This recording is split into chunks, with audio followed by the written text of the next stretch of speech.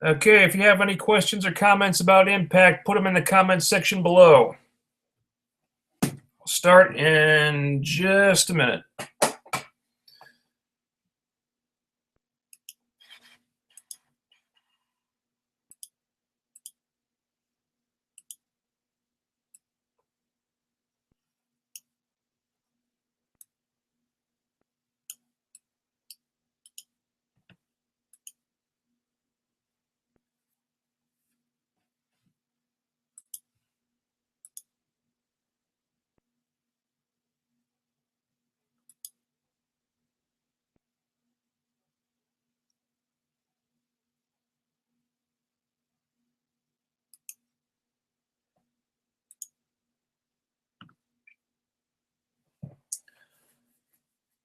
Okay.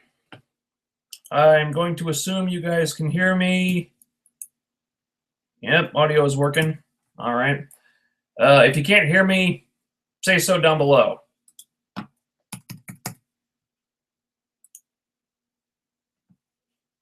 All right. Is it just me, or is this show becoming kind of repetitive? I don't know. They've got their format that they like to do right now, and at least as far as this world title series is concerned, and they're at least sticking to it, and consistency is appreciated. It just feels like there's not a lot of variety here.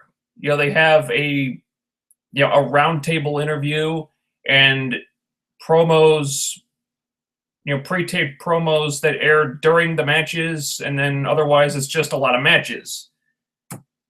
And hey, I love good wrestling as much as the next person, but it doesn't seem like there's much else going on here. Anyway. Okay, World Title Series Week 3. Let me move that over here. So, after a brief roundtable interview, where the awesome possibility of EC3 cloning himself was brought up, and what a crazy angle that would be. So after that, we go right into the matches. Because who needs storylines, right? God damn it. But EC3 cloning himself? Go back to that. Fuck's sake. So we have Austin Aries versus Ken Anderson from Group Champions. Once again, Aries has Thea Trinidad from GFW with him. And once again, no one bothers to mention that she is from GFW. Meanwhile, all I can think about is who the hell even let her in the fucking building? You know, because she's from GFW, the company that just tried to invade you and take over your fucking company. Why has nobody mentioned this yet?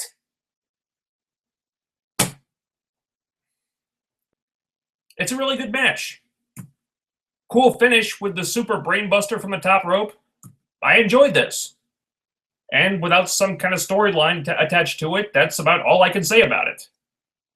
Next, we have from Group X Division, Tigre Uno versus Mandrews. So they're finally doing something with Mandrews, which is nice. Dude needs to work on that entrance, though, because he got a little screwed up with the skateboard thing there. A very good match here. Mandrews was making an effort to show more personality here. It needs to be refined, I guess, but the guy's working on it. And it seems to be working a little bit. You know, there were signs of him getting over in this match. He got some crowd chants here, which is impressive since they hardly ever use him. Not a lot of support in the crowd for Tigre Uno, however, which you can't really blame on him since they hardly ever use Tigre Uno either. But yeah, good match. Still waiting for the X Division to get some kind of storyline, though.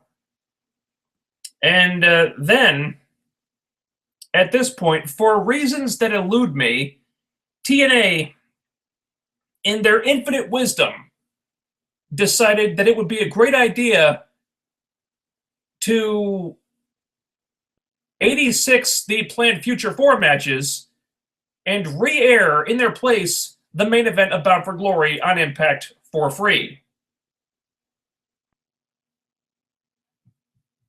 TNA, if you ever wonder why nobody buys your pay-per-views, this and stuff like it is why.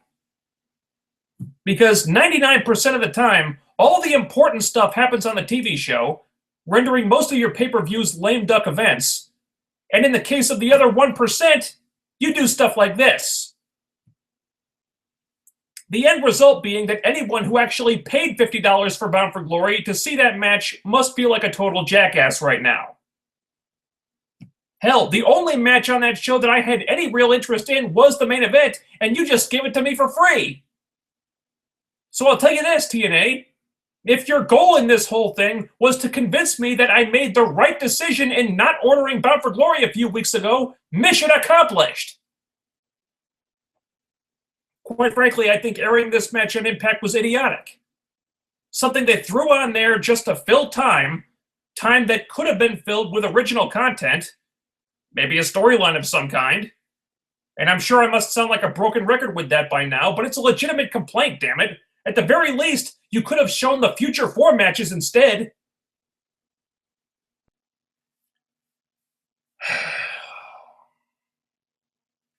If you saw Bound for Glory, you already know what kind of match this was. So I'm not going to bother reviewing the match because of that, and because I don't feel like humoring TNA in this situation. But I will say this much. The match was no DQ, right? No disqualification. So technically, EC3 did nothing wrong here. Technically, Jeff Hardy was the one who stepped out of line. EC3 was getting in his face, sure, but he hadn't done anything outside of the rules. Then he went to hit Matt with a chair, which is allowed in a no DQ match, and Jeff took the chair and attacked EC3. By doing this, Jeff proved that he was not an unbiased official, and for those of you scoring at home, that is why EC3's injunction worked. Because he actually had a good case, and he took advantage of it. Just in case you were wondering. After this, we have Jesse Goddard versus Crimson from Group Future 4. Sort of. You know, we cut to the match already in progress, with a graphic saying that it took place earlier in the night. And all we really see of it is the last 30 seconds or so. I was actually interested to see this match. I wanted to see how Crimson did. Now, why didn't we see this match instead of replaying a match from weeks ago that everybody already saw? I don't know. And apparently, Micah versus Eli Drake also took place earlier in the night, and that match was skipped over entirely. What the fuck is going on? Yeah, it's a great job putting over your Future 4, TNA. And by future, I assume you mean the stars of the future, right? Well, after you were hyping these guys up last week with that roundtable segment, your stars of the future got their fucking matches cut from the show in favor of a replay of a pay-per-view match from weeks ago. Thus telling the audience that your stars of the future are anything but. Because they're not even important enough to get their matches shown on Impact. You morons!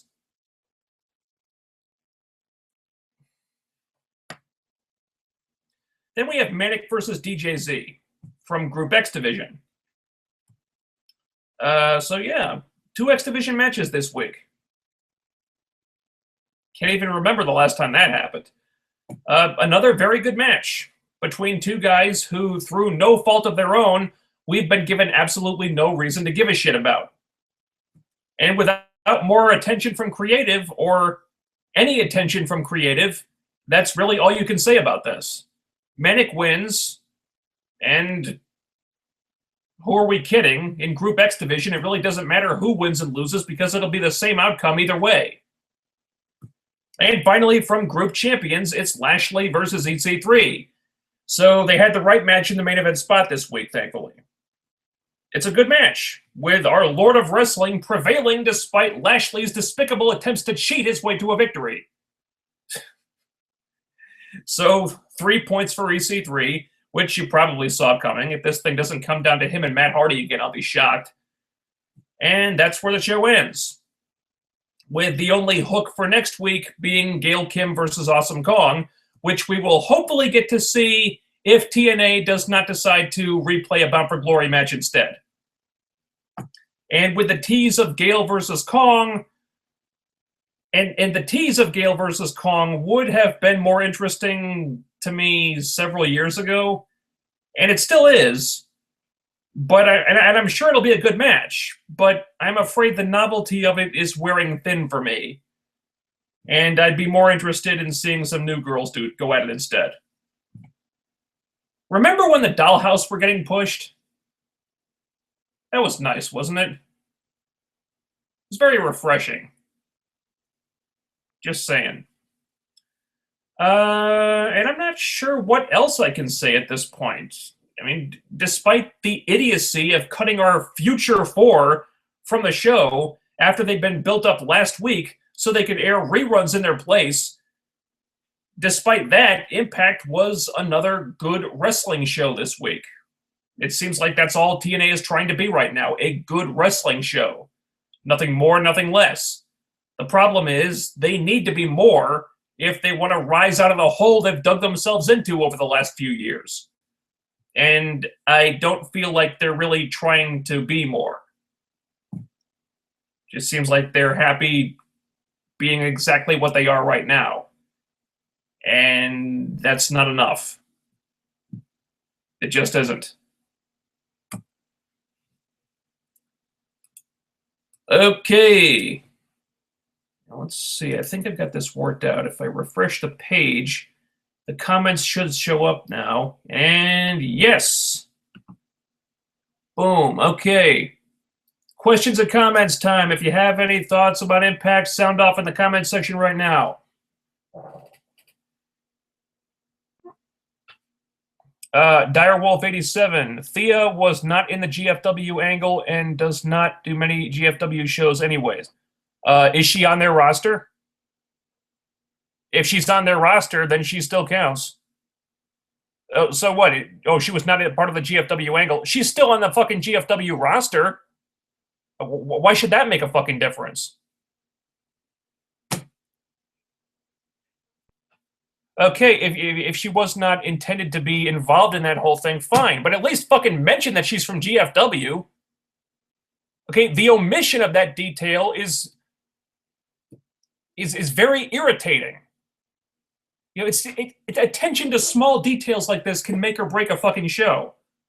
Or they can really add something, or they can really detract from something. I'm just saying. Okay, we all know that she's been a part of GFW. And the fact that they're not fucking the fact that no one is bringing that up is really galling to me. Direwolf 87, how is your day going?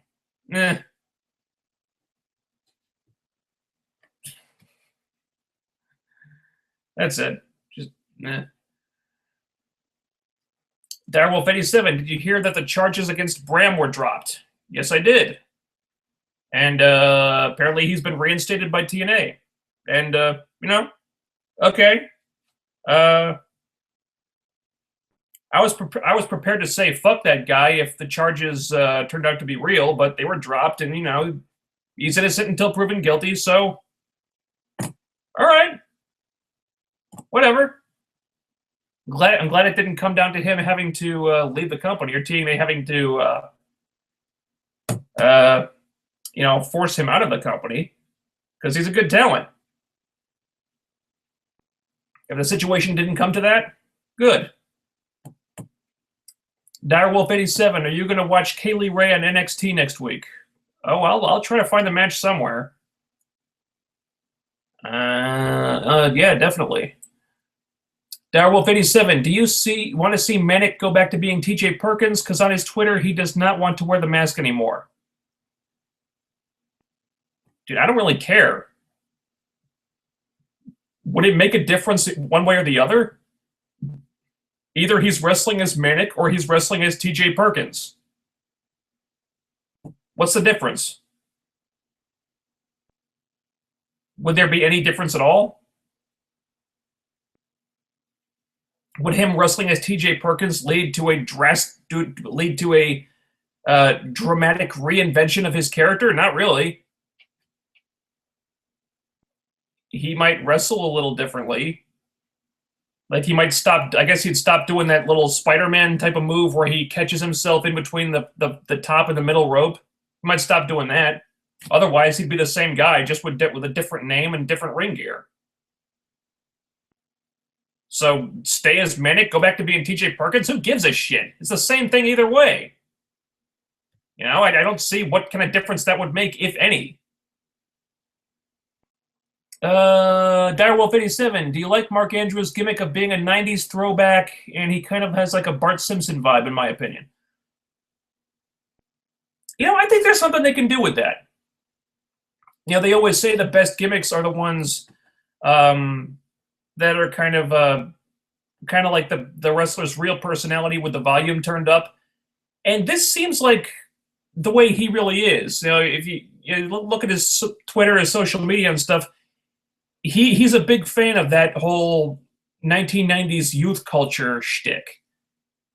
And I think they can craft a character out of that. I think there's something there worth cultivating. I'm not sure what, but it's something.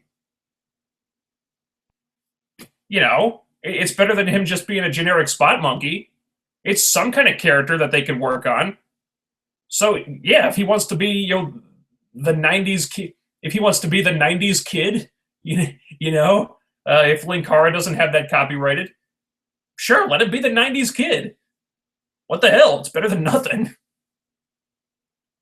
Who knows? It might just get him over. Let him be the 90s throwback dude. Yeah, go ahead, dude. It's something. Let him work on that. I say go for it. Direwolf 87, favorite Bugs Bunny episode?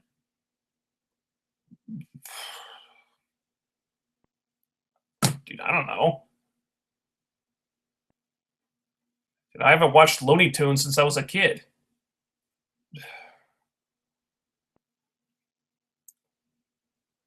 I remember when I was a kid, my dad had this tape of kind of vintage Looney Tunes shorts from like wartime and stuff. They were doing these like satirical versions of war stuff. Like I don't know. I remember I watched those more than once. But otherwise, I don't know. JGH Zilla, they did that for the main event of Slammiversary as well. Yeah. So I guess TNA are just dead set on just killing their pay-per-view buy rates dead. They don't want anyone to watch these. There's no other explanation. I mean, you hardly have any pay-per-views left anyway, and when you do, you fucking show the main events on Impact. So what incentive does anyone have to order the pay-per-view? There isn't any. You're just going to air the main events on Impact for free? Well, why should I pay $50 then? I shouldn't. Because apparently TNA just don't want our money. You figure it out. I don't have an explanation. GGH Zilla, are you ready? Dude, don't quote DX to me. They haven't been cool since 2000. JGH Zilla, who won those Future 4 matches? Well, Jesse Goddard's won the match with Crimson. They showed like the last 30 seconds of that. Eli Drake and Micah, dude, I don't know. I think someone said on Twitter that they aired highlight clips of that, but I must have missed that. I must have been tweeting or something. Because I didn't see that. So I know Jesse Goddard's won his match, and between Eli Drake and Micah, I don't know. Now, TNA didn't think it was important to, reinforce who won so as to make it impossible to ignore. So I don't know. Guess I'd have to look that up on the website if they ever update that thing anymore. Last time I checked, they still had Brother Ray, or Bully Ray rather, listed as part of the roster. That's after he returned to the WWE, if you're wondering. JGH Zilla, do you think Aries eventually gets revealed as a GFW traitor? I don't think so. I think, well, they had an opportunity to do a GFW traitor angle with Magnus, and they didn't. They didn't bother. I don't know why they do it now. Considering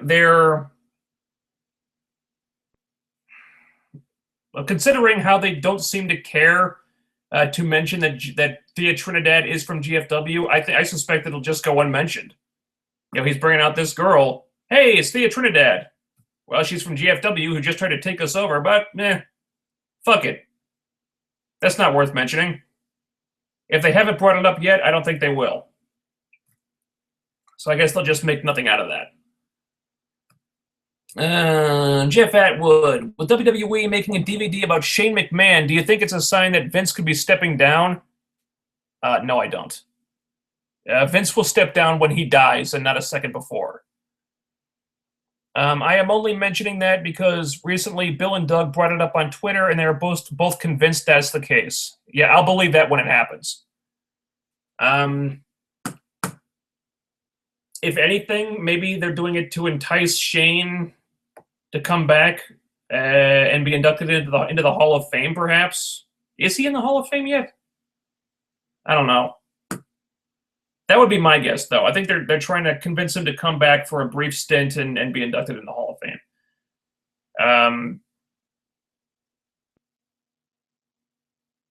But if it's a sign that he's stepping down, that doesn't make any sense. I mean, Stephanie and Triple H would be taking over if Vince was stepping down. So what would be the point of making a DVD about Shane? Shane's the CEO of another company, I think. Wasn't he in charge of a broadband cable company or something? That's what I heard. But yeah, he left. He's not involved in WWE anymore. So I don't see what one has to do with the other at this point.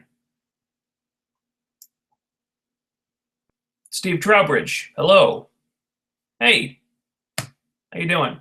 Steve Trowbridge, thoughts on Portia Perez retiring? I'm still depressed about it, even though Portia hates me. I love that shirt. Yeah, that sucks. I like Portia a lot. I was always a big fan of her character. The Canadian Ninjas have always been very entertaining, and she's somebody that I always thought should have been signed somewhere a long time ago. I thought she had the talent to succeed on TV. It really blows that she never got that opportunity. Not sure why she's retiring. I think she said something on Twitter about the doctor saying the doctor told her there's not as much spinal column as there should be, or something like that. So maybe it's injury related. I don't know. But yeah, I was a Portia Perez fan, and it's too damn bad that she's hanging up her boots. That's depressing. I mean, she was still pretty young. I mean, she was still in her 20s. I mean, she could have done a lot more. That's too damn bad. Steve Trowbridge, Micah versus Eli Drake was skipped. Fucking seriously? They've got something great with Eli, but they're too fucking blind to see it. But what else is new? Eye rolls. I think it was skipped. I read something on Twitter about how somebody said that they aired highlights of the match. I didn't see that. So I'm going by this person who said so. Maybe they'll air the match next week. I don't know. That's just what I read on Twitter. But if there were highlights of the match on Impact, I didn't see them because I might have been distracted. I was twittering and tumblering at the same time, and I wasn't. I didn't see any. But yeah, I don't know what their deal is with Eli Drake. This guy's got tons of charisma, awesome mic skills. He really stands out with his personality. This is a guy they should be pushing. This is a guy they should be getting behind. And they're not doing a fucking thing with him right now. I don't get it. I really don't get it. Robin Kimball, just finished my review and rendering, so watching you until I can upload it at the moment. You were talking the same thing I was pissed off about. I call him like I see him. Don't think I'm alone in my opinions on this one. Steve Trowbridge, didn't actually get to see Impact tonight, but glad to hear they are finally doing something with Mandrews. Well, they put him on TV for a match. And I'm assuming he will have another couple matches as part of Team X Division. And that's something.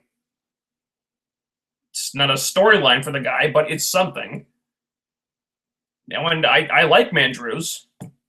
I think he's a talented guy.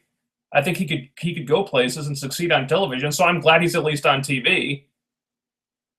But their recent track record with X Division guys has not been stellar, let's be honest. Seems like they have little to no interest in the X Division right now. So I'm glad Mandrews is going to be on TV for a little while. Will it lead to anything else? At this point, I'm skeptical. Let's see, the Save Me one. I was willing to give them a pass on showing the Bound for Glory main event. I kind of look at it like Comic-Con, where people pay to see trailers and things first, but then 48 hours later, studios drop it online. But it's not okay that they skipped over a new match. Although it was Jesse Goddard's match, so it may have sucked. That may be why they showed the Bound for Glory match instead. Who knows? You may be onto something there.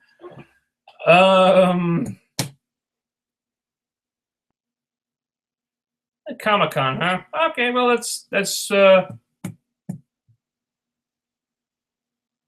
not the worst analogy I've ever heard.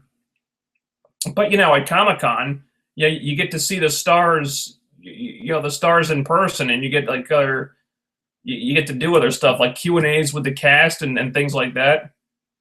In addition to seeing new material. We don't really get that here. So, it still bugs the crap out of me. Yeah. Now, the Save Me one. Aries and EC3 going forward, nothing wrong with that, but was it just me, or did it look like they edited out parts of Aries versus Anderson? Yeah, they may have. But this show is so incredibly post-produced right now anyway. It's like, who can tell the difference at this point? I wouldn't be surprised if they're editing parts out all over the show, all over the place. But were parts cut out? Yeah, there may have been.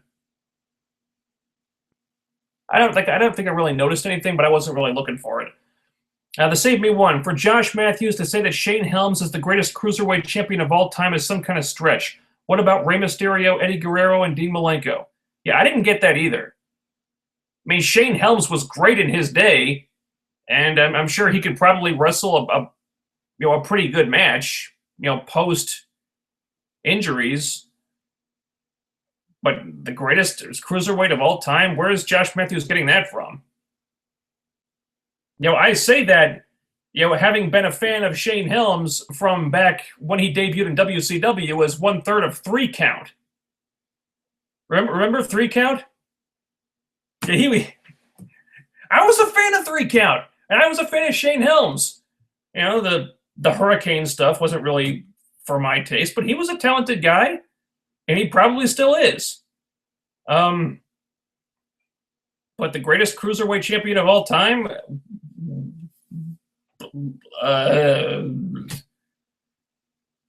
really? I don't know if I go that far. Seems like we're skipping over a lot of people there. So yeah, that was odd. Okay.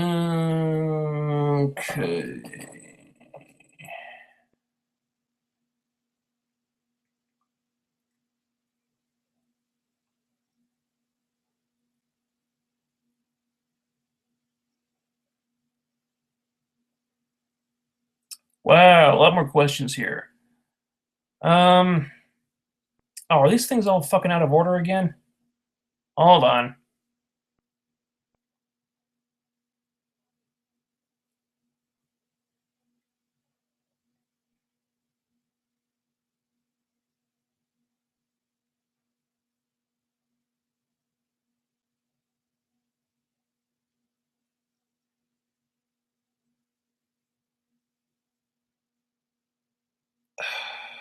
That's what I don't get about Google Plus. Every time you reload the page, it puts these questions out of order.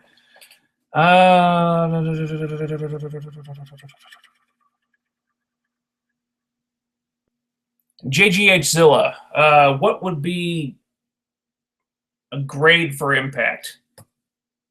Doing letter grades? Oh gosh.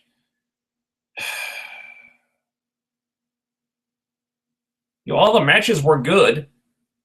I guess we're just critiquing it based on airing reruns instead of the two matches that they had advertised for future four group, and lack of variety, storylines and whatnot. I don't know, C plus, B minus maybe. Steve Trowbridge, I'd rather see Jade versus Awesome Kong. Instead of putting Gail in there, since she's already the Knockouts champion, they should have put Jade in there to represent the Dollhouse, since Taryn is technically injured. I think kayfabe-wise anyway. I would prefer that too. I guess since they're, since they kind of put Gail on a pedestal and they push her as the greatest women's wrestler of all time, so I guess it doesn't make sense for her to not be in there. But I would certainly have put Jade in there ahead of Madison Rayne. But yeah, Jade versus Awesome Kong sounds like a much more interesting match to me than Gail versus Kong. No offense to Gail or Kong, but it's like I've been saying, pushing Gail as the be-all, end-all of the Knockouts and of women's wrestling in general just isn't helping them anymore. At some point they have to move on from Gail. And they have to be prepared when the day comes that she's not there anymore. It doesn't seem like they're trying to do that.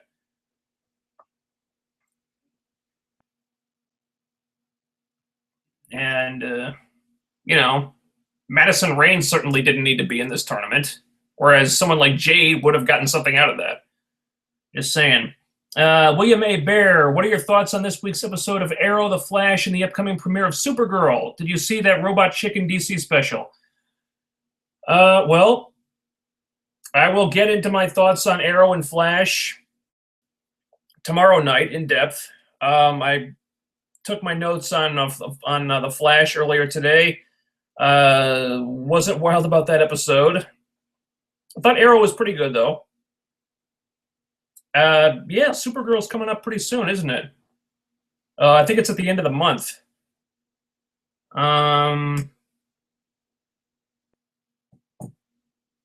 The trailers for Supergirl have been hit and miss for me. Parts of them look good, other parts look kind of cheesy.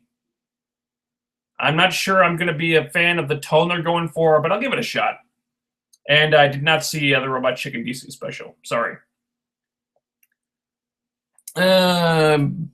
Barry, Coe, and Cena. So Bram is back because why? Because the charges against him were dropped, and you're innocent until proven guilty. That's how the justice system works. Kelly Lashansky, TNA versus WWE.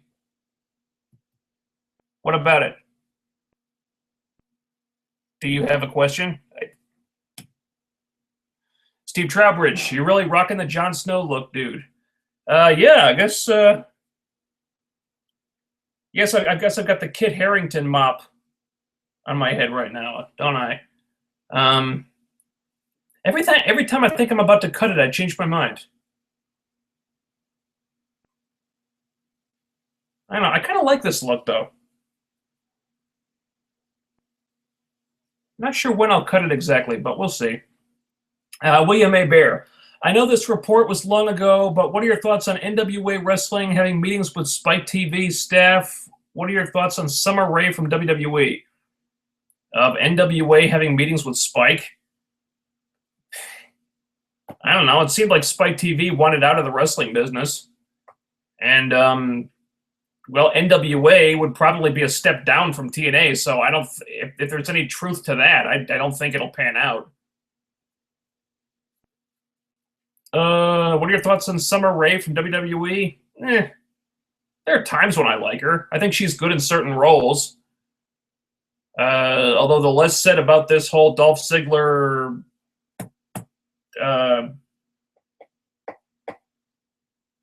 Rusev angle, the better. Yeah, his name fell out of my head. Couldn't remember Rusev's name for a second there. That's the impression that this storyline has left. That's how good it's been. So yeah, the less said about that, the better. But I think Summer Rae is good in certain roles, not so good in other roles. William A. Bear, do you watch American Horror Story Hotel? No. I watched part of the first season of American Horror Story. Couldn't get into it. I'm not a big horror guy in general. Steve Trowbridge. I'm kind of glad that Bram is staying because he's a great wrestler and is awesome on the mic. A complete package, basically, even though what he might have done is bullshit. Yeah. Pretty much echo my thoughts on that. He's a good talent. The charges against him were dropped, so I'm willing to give him the benefit of the doubt in that situation. If he had been convicted, that would have been a different story. Steve Trowbridge, I still really think they should do Spud and Mandrews as a tag team once this World Title Series is done. Dude, I don't know why they haven't done that already. It makes a lot of sense. Both guys seem to be in between. Spud is in between feuds right now, and they're doing nothing with Mandrews. Why not make them a tag team? I mean, they gotta come up with some kind of tag team for the Wolves to feud with, and they're not really doing it. And Jeff is still on the shelf, so they can't do it with the Hardys. They got no other fucking tag teams. Why the fuck not do it with Spud and Mandrews? It makes a lot of sense to do. Just, I don't know why that hasn't happened yet already. William A. Bear, I know it's old, but what are your thoughts on Teen Titans Go? Do you mean the original Teen Titans animated series, or like the kidified version, or the super kidified version that happened after that? I wasn't really a fan of the kidified one, and I have never seen the super kidified one. I have no interest in that. Normally, I really like the DC Animated Universe stuff. I think they do really high quality work, but my tastes lean more towards the Young Justice show. That's more what I'm into. The kidified stuff it's not for me. William A. Bear, what are your thoughts on the live action version of Teen Titans coming to TNT? Is that a sure thing? Do they have a series commitment yet? Yeah, talk to me when they get a series commitment. Then maybe I'll have maybe I'll have an opinion. Direwolf 87, Asuka versus Cameron. How would you book it? Well, I would choose not to have Cameron try to pin Asuka when she's lying on her stomach, for starters. I would just have Asuka destroy Cameron because Cameron sucks. William A. Bear, which of the TNA creative team do you want to stay or leave the company? Ideally, they should all step down from creative. I think John Gaburek is not really cut out for the spot, not really cut out to be a head of creative, and I think Conway and Lagana are tapped out. Billy Corgan, I guess, can stay because he really hasn't been there that long, and all I really know for sure about him is that he produces the Dollhouse segments, which I tend to like. And from interviews with the guy, he comes off very intelligently and seems to have good ideas. Implementing those ideas may be an issue, but I like his mindset. So I would say keep Billy Corgan and replace the others. Steve Trowbridge, did you ever watch The Office? Yes, I did. I like The Office very much. I kind of moved away from it in like the last couple of seasons. I think when Steve Carell left, and they put Andy, they replaced him with Andy. I kind of started to lose interest at that point. Nothing against Andy, who I like. It wasn't really the same. And plus, that whole thing with him and Aaron kind of bugged the hell out of me. I mean, they teased that for several seasons. Or they got together briefly, then they broke up, and then they spent like 2 seasons teasing that they get back together. Then they got back together, and then they just broke up again. It's like, well, wow, thanks for making us wait all that time for nothing. That really bugged me. So by the end, I kind of lost interest, and I didn't watch the finale. But those early seasons were really good. I don't know if I'd have a favorite season, though. Mine would have to be season 2, especially the Christmas episode of that season. But really, I thought the first 4 seasons were the best. Season 5 I thought was good, too. Okay. Yeah, I don't really have a favorite season. Jeff Atwood, Shane is not in the Hall of Fame yet. Okay, so my guess would be that's why they're doing the DVD. Direwolf87, I just watched the August 1 warning. So many dislikes in that video. And I wanted so badly for it to be Shane McMahon back then. If someone attacked Tito, it would have saved that segment. Shane McMahon, huh? Okay.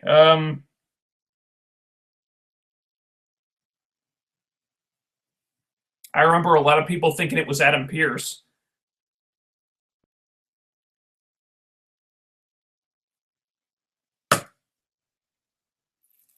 And it was Tito Ortiz, and nobody seemed to know what to think about that. It was weird how TNA did manage to drum up a lot of intrigue and interest with that video in a short amount of time. And then it's Tito Ortiz, and it all just turns out to be a publicity stunt because they have to co-promote with Bellator because Spike TV encouraged them to do so. Whatever. LB One of a Kind, formerly Clash of Kings. Yeah, I agree. I'm kind of glad Bram stayed too. I said this a few weeks ago. He shouldn't have been fired. Also, update on Thea Trinidad on her YouTube channel that she said she's a free agent and not signed to any promotion right now. Okay. Well, most of the TNA roster are not signed to any promotion right now. That's what's the way pay per appearance deals work. But if she has been wrestling for GFW, so I think she still counts as being part of the roster. And I agree, Vince won't be stepping down anytime soon. He's going to be in charge of the company for the next 20 to 30 years. Heck, I wouldn't be surprised if Vince lives over 100 years old. Well, he's stubborn enough. Steve Trowbridge. I love how Portia went out like a true heel. If you've seen the video Shimmer posted on their YouTube channel, then you will know what I mean. I have not actually seen that. I should check that out. Costelletius, supposedly Portia has the same condition Edge has. Oh, shit, that's not good. Yeah, so I guess it was injury-related. Fuck. That's a damn shame. Steve Trowbridge, yeah, that was sad with Edge too, even though Edge was nearing his 40s. I think he was like 37. Damn, that sucks. Damn, she was great. She was a great performer too. Sucks to see it. To see her have to hang up the boots early because of injury. That sucks. Steve Trowbridge, do you ever play any of the Marvel Ultimate Alliance video games? No. No, I'm not much of a gamer, and just I haven't tried those. Is that a fighting game? I tend to get bored with fighting games very quickly. Although I heard they were adding some characters from the Agents of S.H.I.E.L.D. TV show, putting them in there. I think Simmons wound up in there at one in there, so that's interesting. But no, I haven't tried it. Let's see. Jeff Atwood. The decision TNA made of airing the Bound for Glory main event on free TV is just as bad as WWE bringing back Tough Enough. Tough Enough was so bad this season that USA doesn't want to bring Tough Enough back. Wow. Okay. Well, I'll take your word for it. I didn't watch Tough Enough. I had zero interest in it. I think now that you got NXT, what the fuck is the point of Tough Enough? I heard from people who had watched it that it kind of sucked. Schley Daddy said it was just a bunch of fucking bums, and I believe him. Now, and apparently, I read earlier today that they've actually signed a bunch of people from the cast, even that ZZ guy who they reportedly hated. So you figure that out. It's just another reason why I don't watch Tough Enough, why the whole thing is bullshit. They promote the thing like only one will realize their dream, and then they sign like fucking half the cast to contracts anyway. It's like, what is the point? LB One of a Kind. I think the Dollhouse not on TV during the World Title Series is because TNA are temporarily keeping that storyline on hold until Angelina returns, which I did the math that Angelina should give birth and be back in ring shape around December or January. Oh God, I hope it's longer than that. Well, I mean, they can't. Like, pretty much all storylines are on hold for this tournament because the tournament is taking up the whole show. They don't have room for anything else. Oh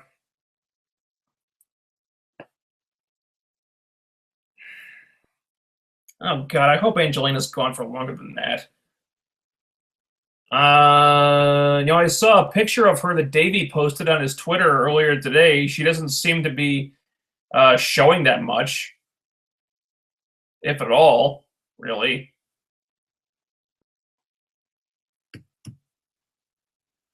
God, I hope it's longer. I hope she's gone longer than that.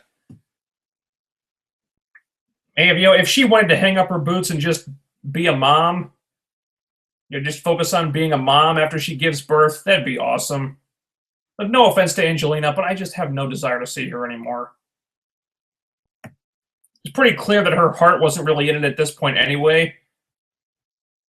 I mean, her most recent run in the company has just been so fucking underwhelming. And if all she's doing is just reforming the beautiful people over and over again anyway, then who cares? Just go be a mom and give your spot on the roster to somebody else.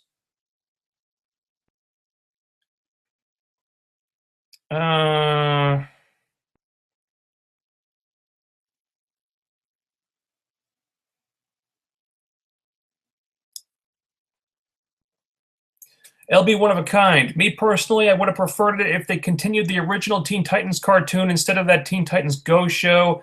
The original was better. I also like Young Justice. Yeah, why did they cancel Young Justice? That show was great. I thought that show was damn good. Even though they kind of, I don't know, the story seemed a lot more focused in season 1. I think in the season 2 they tried to do that the story of the Reach takeover from the Blue Beetle comics, and that kind of took over the season. And they were introducing like so many new things and new characters that it felt kind of unfocused at times. But still, that was a great show, nevertheless. LB One of a Kind. What do you think about TNA doing storyline idea I thought of where the original Knockouts, Gale, Kong, Angelina, Velvet, Madison, etc., putting over in a storyline where they pass the torch to a new era of the Knockout division, Taryn, Rebel, Marty, Belle, Jade, and maybe some new Knockouts or returning Knockouts like Mary Kate, a Rosie, Lotta Love, Sue Young, etc.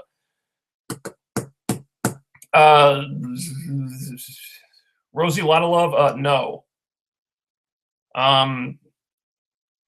I would like it if they did a storyline where the old puts over the new. Do I think it would work out that way? No.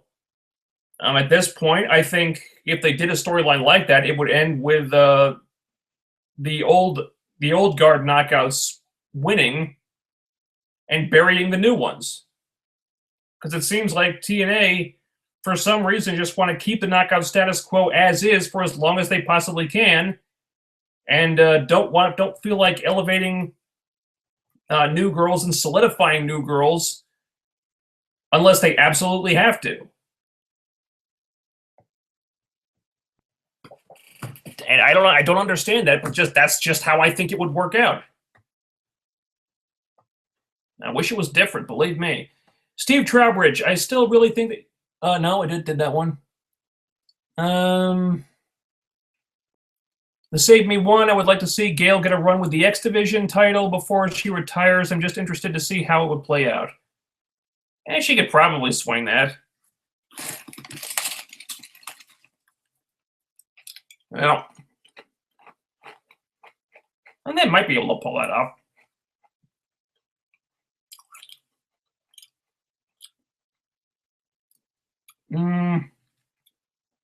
The Save Me one. Starting Monday, I'm watching Supergirl at 8, a DVR in Gotham, and then watching it at 9. Then maybe I'll catch the last hour of Raw at 10. WWE has no one but themselves to blame for this. Also, Supergirl starts on Monday, huh? Okay, cool. All right, yeah, I'll definitely check that out. Guess we can talk about that next week. And DVR in Gotham. Haven't given up on Gotham yet, huh? Okay. I out of morbid curiosity, I checked out the first 2 episodes of Gotham. I just didn't care to stick with it. Yeah, the first 2 episodes of this season, rather. I watched them on Hulu. Like, They weren't offensively terrible, I guess.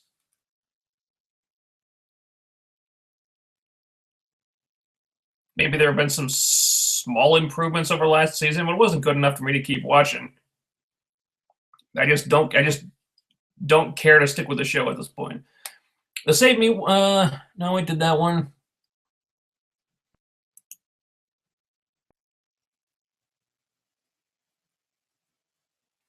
Deontay 320, that shirt describes TNA's decision to put the pay-per-view main event on free TV very well. Good one. James Storm said the series was not planned in advance. Yeah, I saw that too. I think he said that he wasn't informed that he was in a tournament while they were filming that.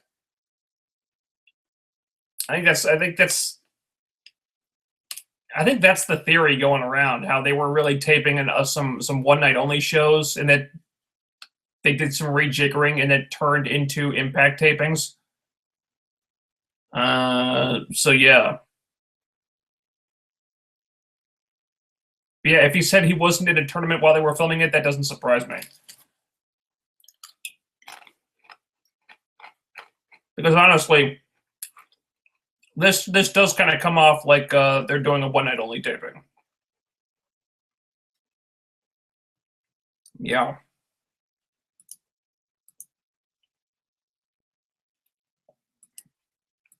Come on.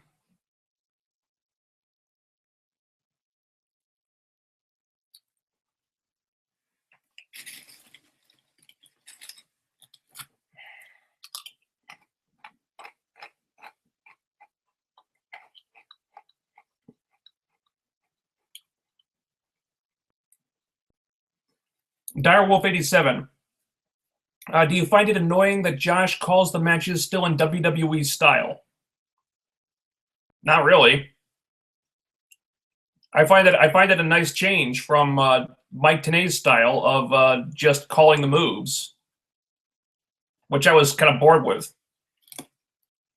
I think Josh attempts to put over the story when there is a story, and I honestly prefer that. Like I don't need the announcers to just call the moves. I can see the moves happening. You know, it's a visual medium. If there's a story going around, talk about that. That's the interesting part. Yeah.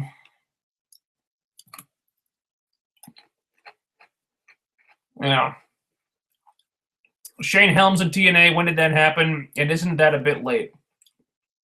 Yeah, he's been a backstage agent for them for a while. And a bit late, yeah, they kind of missed the boat on that guy. Like I said, I'm sure he can still work a good match, but you know, he's around the same age as the Hardys by now, and the guy's had a ton of injuries. So he's probably not going to be able to work like he used to. Barry Cohen Cena, how long before the Great Khali is TNA champ since he is now with the company? Not necessarily. They were using him to promote their India tour. In India, since I guess he has a big following in India. I think there was a report of they were going to use him to help them find a new star from India. So I don't think they're going to sign the Great Khali. That'd be dumb. If anything, I think they might use him in the same capacity as the way they used with the Ezekiel Jackson and Gene Snitsky for that stupid ECW angle. They used him for like 2 or 3 shows, and then they got rid of him as a way to just do like the ECW thing in New York as a way to get heat. They might use him on the India tour, but will they bring him back to the States? I don't think so. No. It'll be one of a kind. I would grade tonight's Impact either B or B minus. It was a solid wrestling show tonight. Yeah, it was a good wrestling show. In my opinion, it just needs to be more than just a good wrestling show. Direwolf 87, thoughts on the new Star Wars trailer? The new Star Wars trailer was awesome. I'm just wondering where the hell is Luke? I guess they're saving him for the big reveal in the movie. But I want to see Luke. But yeah, big fucking thumbs up on the trailer. It looks awesome. And I would really love to see George Lucas when he watched that trailer for the first time. Yeah, at the moment when it dawned on him just how half-assed he made the prequels. Everybody says, hey, look at that. Practical sets. Not everything is CG. Not everything was done in front of a blue screen. Wow, that's amazing. I was kind of lazy when I made the prequels, wasn't I? Yeah. Costaletius, why is TNA treating Gail like she's the second coming of the fabulous Moolah? Okay, LB One of a Kind says, because Gail is TNA's top girl, like how Trish was in the WWE main roster, and how Sasha Banks and Charlotte was NXT's top girls, and how ROH used Maria Kanellis and Sarah Del Rey as their top girls. Every promotion has their top people. This is true. My complaint is that Gail has been the top girl for too long. And her still being the top girl has become detrimental because how the hell are you supposed to create new stars when you've always got one person at the top forever? You know, people are going to lose interest eventually. I think you're starting to see that now. Yeah, we had Gail versus Brooke from, I think, last week or the week before on Impact, and the crowd was into Brooke, and they didn't seem to react to Gail much at all. Maybe they're losing interest.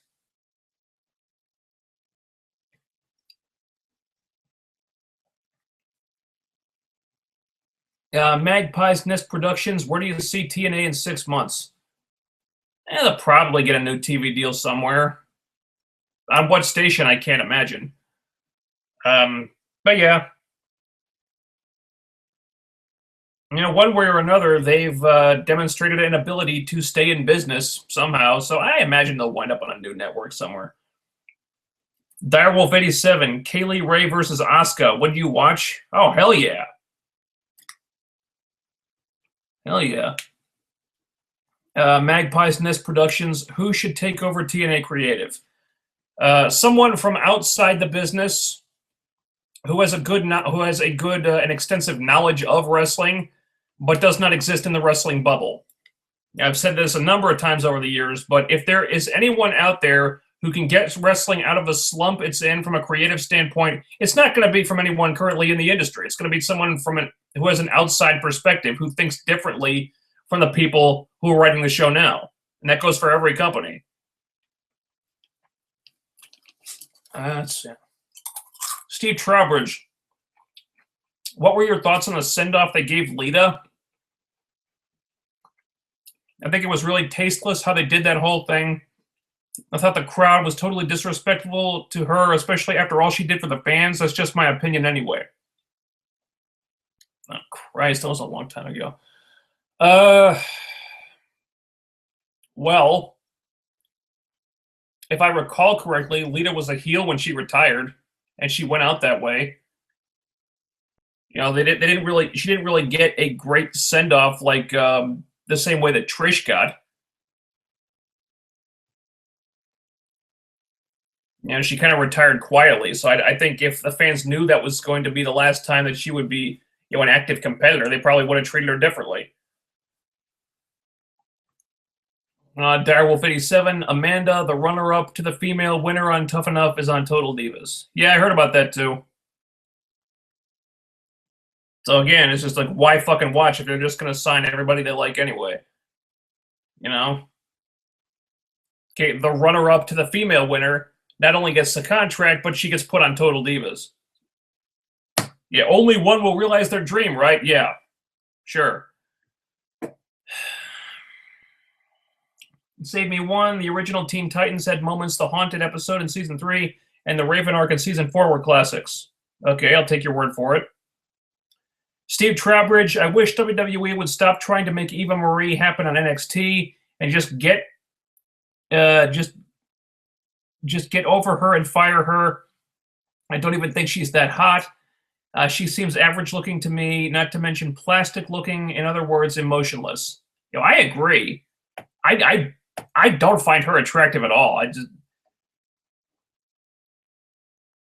I don't get the hair. And normally I like bright red hair, but when her, it just looks wrong.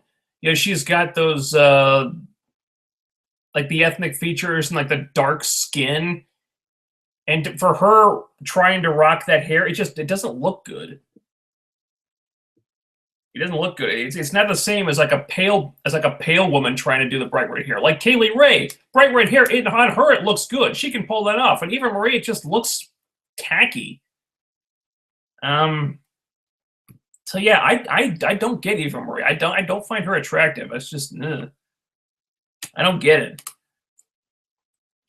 No, and then there's her acting, or her trying to act. Still remember her from before I stopped watching Total Divas, and she was oh yeah, I'm so excited. Yeah, this means so much to me. I'm so so monotone, and just you can't. If she's excited, if she's upset, if she's having fun, if she's sad, she always talks the same way. The woman doesn't emote. Let's see. Jim Con 1479. I'm not happy with how TNA has treated their X division. Yeah, nobody is. They haven't filled it up with any quality talent, and anybody that does stand out from the pack gets jobbed out anyway. And I guess Rockstar Spud would be the exception to that, the only exception in recent years. But yeah, I think the problem is that there are no proponents of the X division on the creative team right now, and it shows. They're just not interested in it. You know, and fans can complain about that to TNA until they're blue in the face, and many people have. But it just doesn't change. You know, fans have been selling TNA to focus more on the X division for years now, and the only time they ever get any significant focus is around Destination X time, and that's only for a couple of weeks, if that. For the rest of the year, it's, you know, they're lucky if they get a match every couple of weeks. That's just the way it is. Jeff Atwood, ZZ on Tough Enough was so bad that ZZ was Tough Enough's version of Grado. Yeah, I heard they really hated him and they wanted him off the show, and then apparently he got himself a contract somehow anyway.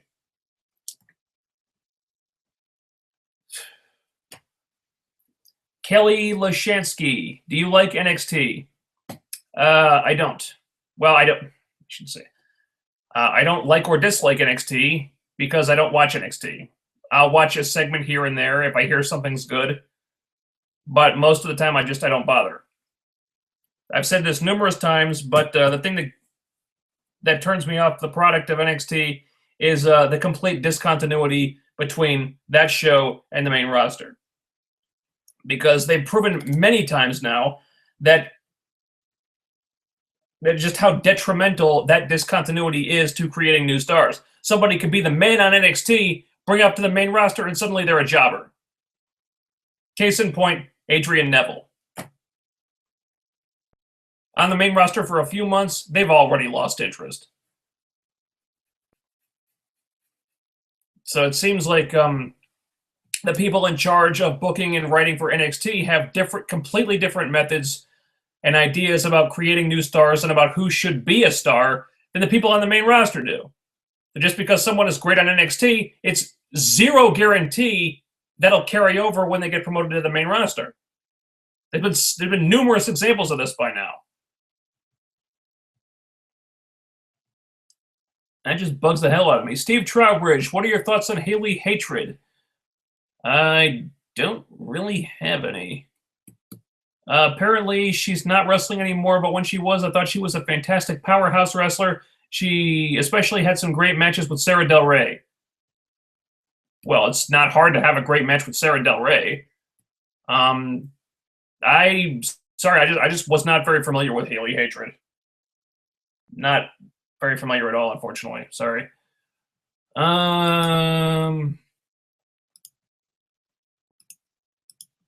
Let's see.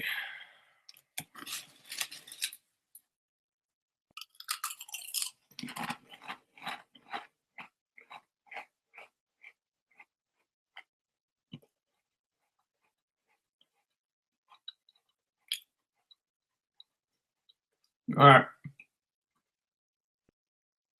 LB one of a kind.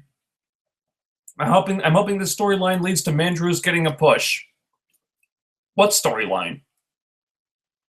He's having some matches on the show. That's not a storyline. But yeah, I'd like to see him get a push too. Do you think TNA will ever do live tapings again? Possibly. They can get themselves out of the current spot they're in. But I assume things would have to change for them financially before that happens. LB one of a kind. TNA does live tapings every once in a while, but they're not going to do live shows every week. Not right now, maybe in the future. So far in 2015, TNA went live on Destination America around 4 to 5 times this year. Yeah, not right now, though. Not when they're taping like 10 shows over like 9 days.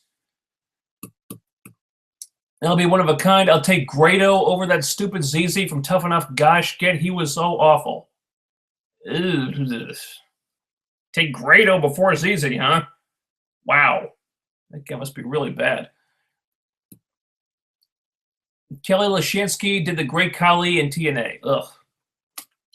They're using the Great Khali to promote their India tour. I think that's the extent of it.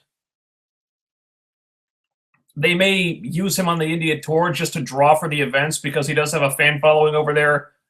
Beyond that, I don't think we'll be seeing him in the coming. That gaming asshole. Luke is dead. If he hasn't shown up yet, he's gone. I don't think so. No, I think they're just saving him for a big reveal. You know, there was that one shot of a person like leaning on R2 and you had the artificial hand there. I think that's Luke. But having Luke be dead? No, they wouldn't do that off screen. That'd be idiotic. Yeah, they're gonna kill Luke in between, episode 6 and 7. No, come on, they're not gonna do that. Also, I like the prequels. Well, the last 2 anyway. Really? You liked Attack of the Clones, huh? Wow, so you liked all the romance stuff with Anakin and Padme? Not judging. Not judging. Different, if that's what does it for you, okay. Personally, I find the Plinkett reviews more entertaining than those movies could ever hope to be. LB one of a kind. I already heard TNA has been negotiating with 4 or 5 different TV networks right now. Yeah. But they're keeping it quiet as only key people backstage only know the networks they're negotiating with until they secure and finalize the deal. Then they'll tell the talents once the deal is finalized. Yeah, that seems to be how they operate. I'm not sure why they wouldn't keep their employees more informed. I don't get all the secrecy personally, but I'm not backstage. HB Hain 4441 thoughts of WWE giving all the independent female talent, whether signed or not, a chance on NXT, but TNA won't even keep any new knockouts around for long. Yeah, I don't get it. Well, bear in mind, WWE does run through female talents a lot faster. They tend to lose interest in them faster. As it is right now, with a couple exceptions, any given diva might get one run, as the top diva, and then take a back seat for the rest of their time in the company. Again, a couple exceptions there. But yeah, for the most part, they tend to they don't. You got a certain shelf life as a diva, and then you move aside and let a new girl come up and take your spot.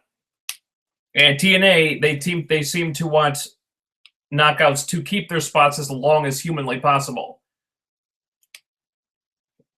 And so, WWE is just going to run through female talent a lot quicker, and that's why they're constantly replenishing. At least in NXT, every year around spring cleaning time, they're probably going to bring in a new crop of divas, or at least 1 or 2.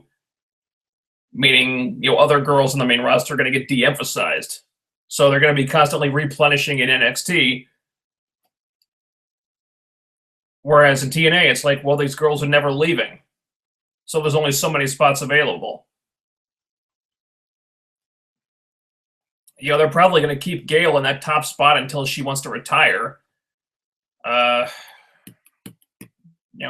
they want to keep Davey Richards happy, they're probably Angelina probably isn't going anywhere unless she wants to retire. If they want to keep Josh Matthews happy, their lead announcer, then Madison Rayne probably isn't going anywhere unless she wants to retire. It's just.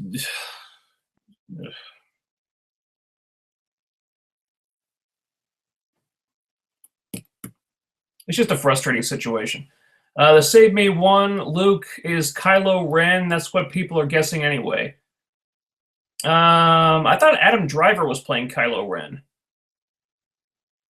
I guess we'll see. I don't think so. I think Luke is going to be Luke. Steve Trowbridge. Plus, they need to quit putting the Ric Flair robe on Eva Marie. That's not going to get her over either. Oh, shit, are they doing that? Wow. That would really piss me off. Eva Marie dressing up Eva Marie like Ric Flair. Holy shit.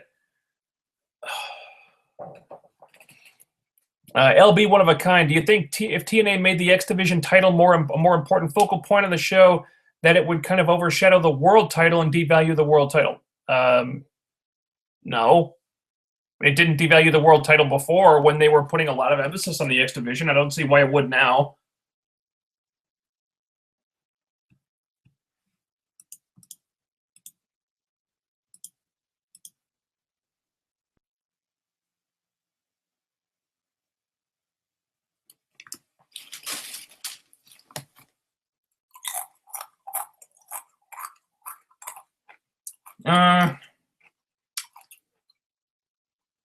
Let's Save Me One. Eva Marie got her job because Vince liked how she looked in an issue of Maxim magazine. True story. Yeah, pretty much. He saw her in a magazine, thought she looked hot, and signed her. And that's all it takes in that company, apparently. That Gaming Asshole. Agree or disagree? I've had this discussion 100 times, but how is the UFC any more real than wrestling when it's fixed like boxing? By definition, they're both fake, but one is openly promoted as theater, for lack of a better word, and the other isn't. It's just something that keeps coming up in discussions for me. What are you basing this on? And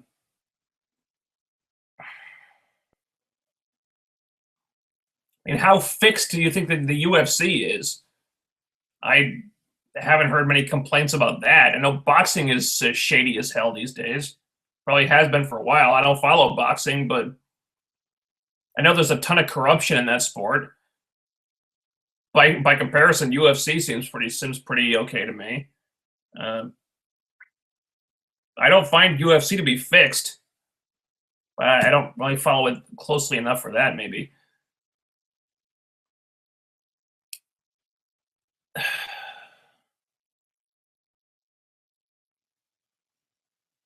So I guess I disagree.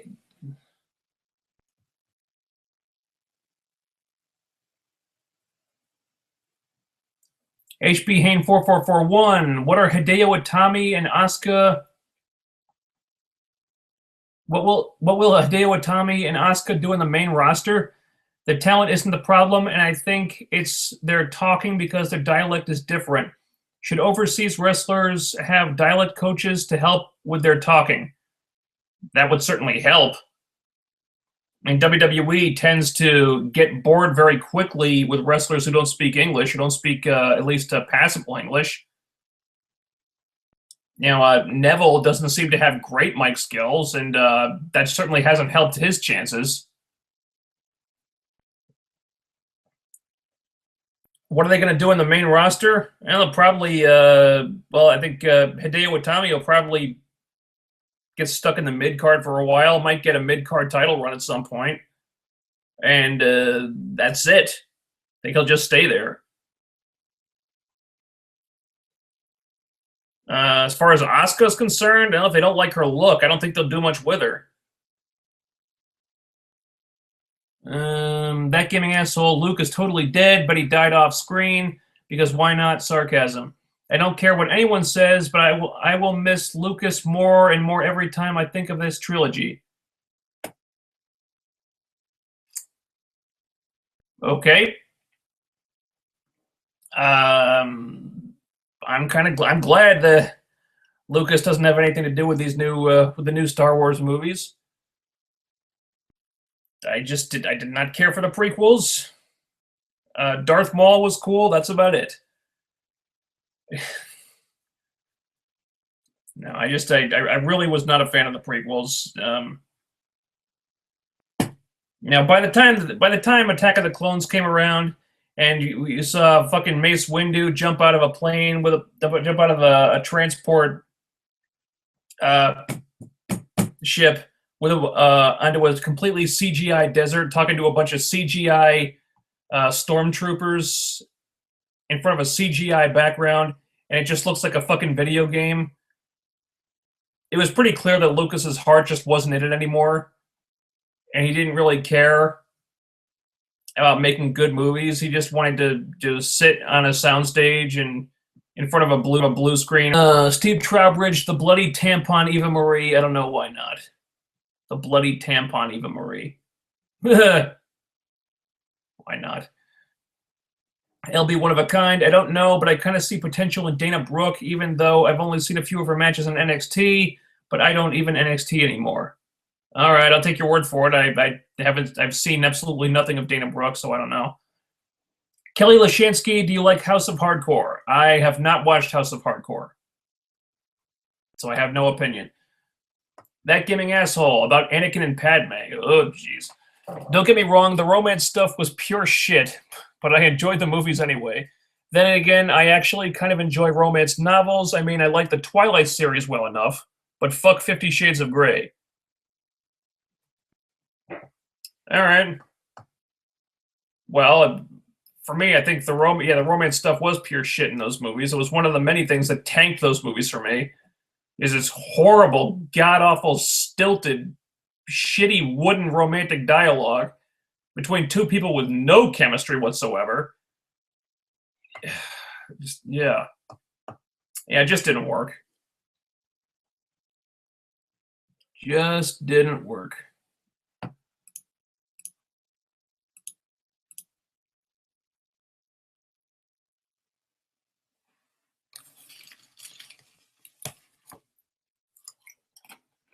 All right. Well, it's after 12:30 here. So, I'm going to try to wrap this up about now because I'm kind of hungry. I want to go eat something.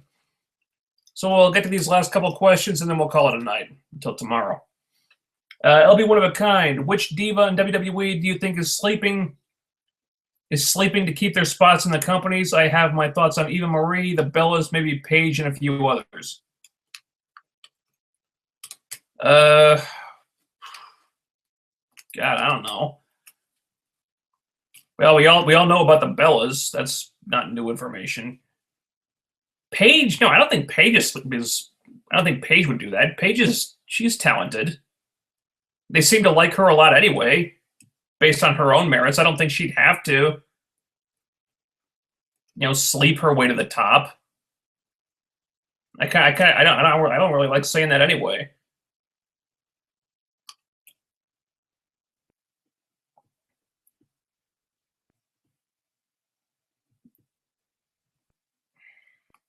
Steve Trowbridge, I just wish the Bella twins would go the fuck away. Most of the crowds don't give a shit about them anyways. I especially don't like this Kim Kardashian type of character they seem to have.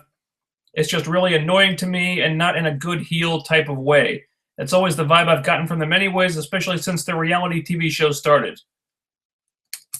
Yeah, I don't get the Bella twins. I never have. They've never seemed to be that over. For all their talk about their Bella army, the crowds have never seemed to react to them that much. I think WWE is just kind of in love with the whole twin thing. But yeah, if they went away, I wouldn't lose sleep over it. Kind of seems like Bree's on the way out anyway. She wants to be a mom. She really wants to go make babies with Daniel Bryan, so I would suspect Bree's not going to be there much longer anyway. Nikki might last a little bit longer, just because she seems resigned to the fact that she's not going to be a mom because Cena doesn't want to put a baby in her. So she's like, okay, well, if I can't be a baby maker, maybe I'll just stay in the WWE for a while. So Nikki might last longer, but yeah, if they both left, I wouldn't lose any sleep. LB One of a Kind. I really don't watch the UFC, but I'll turn in when CM Punk UFC debut to see him win his first match. Also, I like how CM Punk put some of the Twitter trolls in their place when they said he abandoned WWE when that wasn't the case. CM Punk abandoned the WWE. Listen to the interview that CM Punk did with Colt Cabana. That'll be an eye opener for some people. And I'll definitely watch when Punk debuts in the UFC. That'll be awesome, one way or another. I'm not expecting him to do great, but I expect it'll be entertaining. LB One of a Kind. Who is this Luke guy I keep seeing in the comment section? Was he your co-host or something? No, Luke Skywalker from Star Wars. I was wondering why we haven't seen him in the trailers yet. That Luke. Steve Trowbridge. I was legitimately surprised that WWE signed Kana. I never thought they would. Yeah, that surprised me too.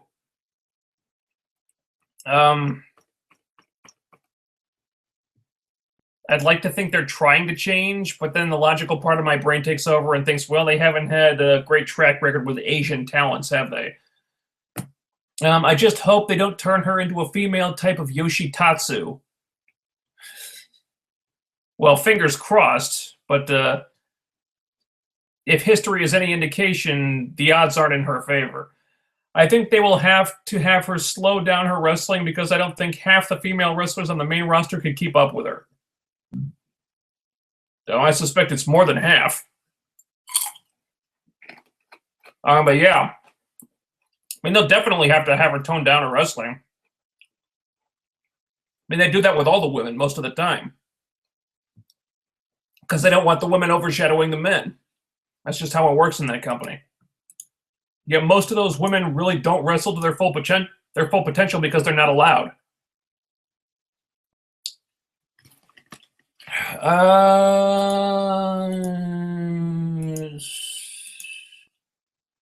And I think that will do it.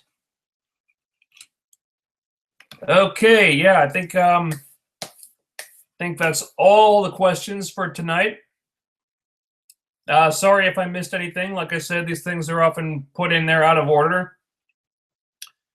But if there's anything you want me to talk about, but I didn't get to tonight, you can tune in tomorrow night at 10 p.m. Eastern for the Comic Show Post Show, where I'll be talking about this week's Agents of S.H.I.E.L.D., The Flash, and Arrow.